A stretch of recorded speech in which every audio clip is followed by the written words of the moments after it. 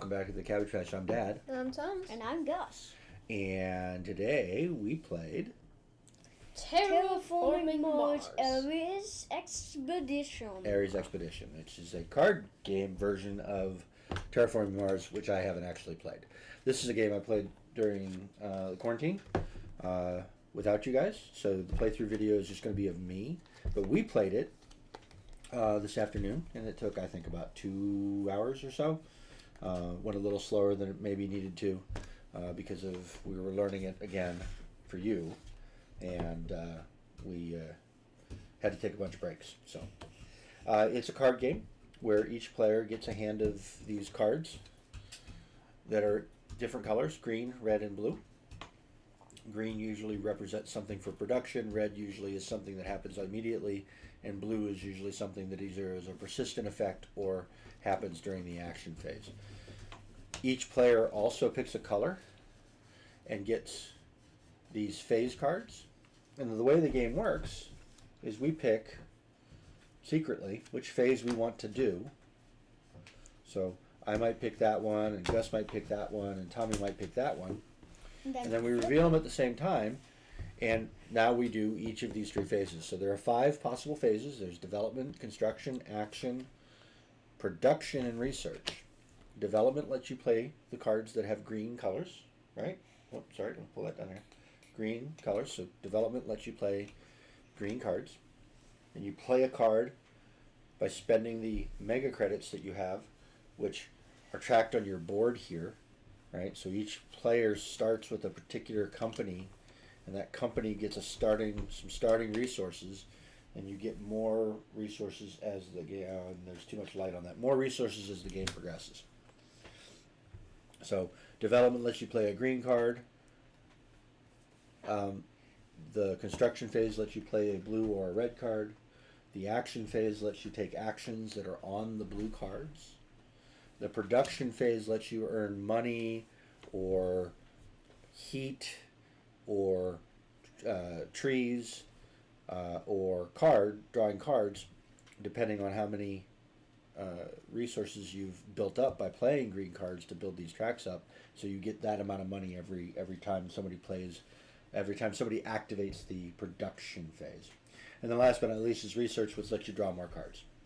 So you can have up to 10 cards in your hand. You start off with 8.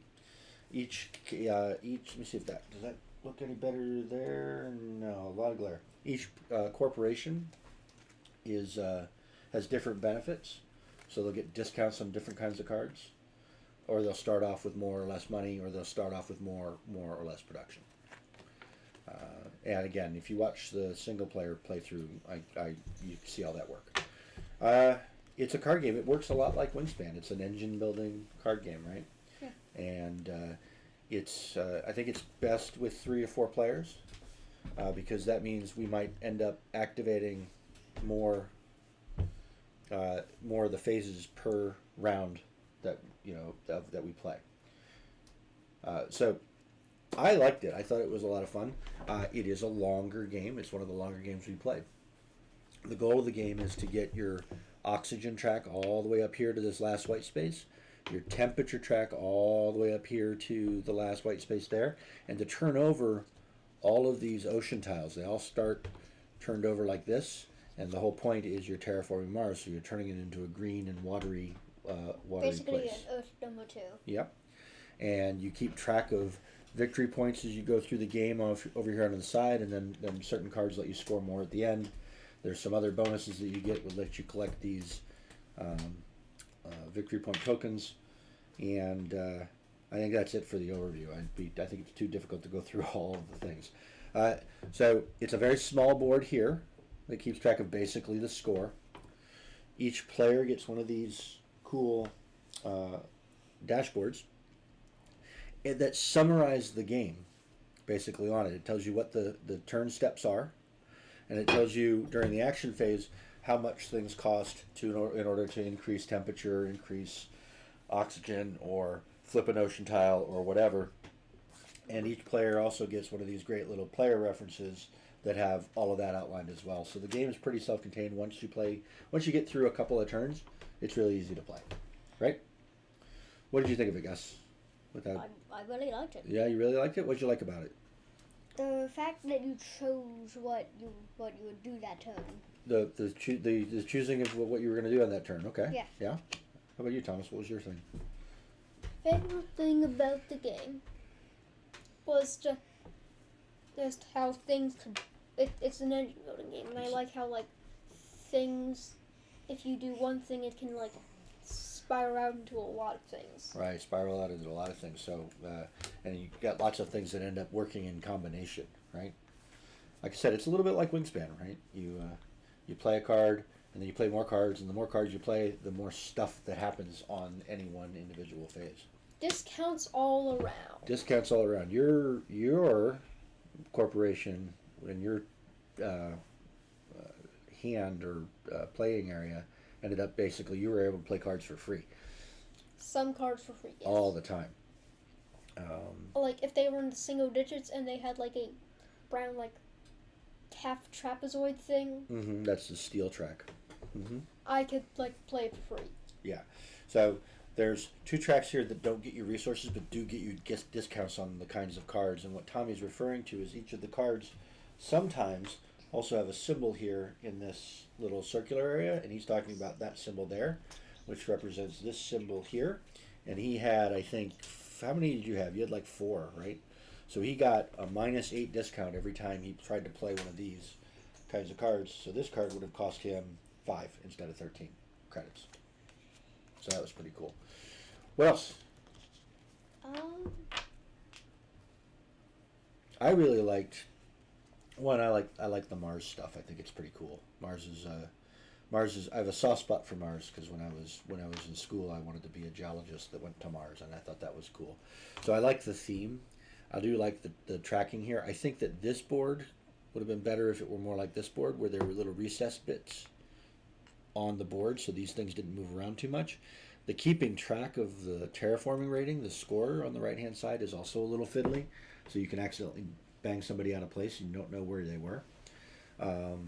But I think that the theme was really cool, and I do like the engine building too. I like comboing things together and chaining different events to happen at the same time. Anything else? No? You ready to give it a score? Yeah. All right, Gus, what do you 2. think? You're going to give it a solid 2? Solid 2. You give it a 2? Solid Yeah. 2. I'm going to give it a 3. I really like this game. I know it's a little longer, right? I know you don't like engine building games as much as you like other games, even though you're really good at them. And you probably Maybe only he gave doesn't. it. Maybe he doesn't like that because it's too little of a challenge. Maybe. Well, he's pretty good at them, and you probably only gave it a 2 because it was really long. Because you don't like long games. Yeah, I just don't like long games in general. Yeah, and this was definitely a longer game. And that's it. All right, so that's 2 plus 2 plus 3 is 7. Is 2 hours a record of ours? No, Talisman. No, Oh, yeah, Talisman. yeah, Talisman that was went like 3 really hours. long. That went really long. Playing Talisman is like watching a movie, except you're playing a board game. Yeah, maybe we'll do that at some With point. cones. I don't really want to play that. You don't want to play Talisman ever again. Anyway, so it's not as long as Talisman. I think it's a lot better game. And I know our friends think that the full version of Terraforming Mars is even better, but I imagine that would be even longer. Anyway, so we played with the starter corporations. There's a whole deck of corporations beyond the 4 that we played with, and we also played with the quote-unquote starter rules, which meant we got some easy resource cards to score as part of our initial hand. So that's 7 Cabbages. It's a cool, science-y themed game. It's a cool engine builder, and I had a lot of fun with it. Anything else before we go? No. Are you ready to do the outro? Yep. Subscribe, like, hit the bell, Tommy. Leave a comments if you like. Eat plenty of cabbages, not us though. Because we are space cabbages and probably don't taste too good. Yeah, and we probably have a bunch of diseases killing. Ooh, that's icky. But Yeah. it's from space, it would be logical. Yeah, maybe. All right. Maybe. Well, thank you so much, and we'll see you next Space time. diseases. All right, Goodbye. goodbye.